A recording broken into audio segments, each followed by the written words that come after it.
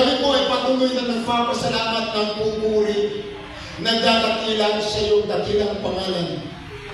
Hayaan mo, Lord, ng lugar na ito. Patuloy mong sakupin, O Diyos. Hallelujah. Yes, Lord. I pray and I declare, Lord, open heavens right now. In the name of Jesus.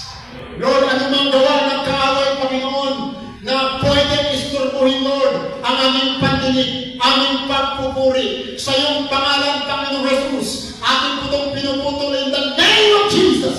In the name of Jesus. Walang gawa ng kaaway ay pwedeng mananatupay. In the name of Jesus. Right now, in the name of Jesus. Ang mananaig, ang presensya ng Diyos, ang mananaig, ang gawain ng Diyos, ang mananagumpay, ang mga anak ng Diyos. Prepare to meet the God. Kayong mga magpapastor, kung nasa yung pastor ninyo, doon kayo. Sa panahon na bumabalik ang mga Israelita, sila po ay captive ng mga Assyrian. Bakit nasabi ito ng Diyos sa bayang Israel? Pwede ba sa ating panahon ngayon or sa kanilang panahon lang? Tandaan palagi, ang Diyos hindi po nagbabago. Ulitin ko, ang Diyos hindi nagbabago. Amen.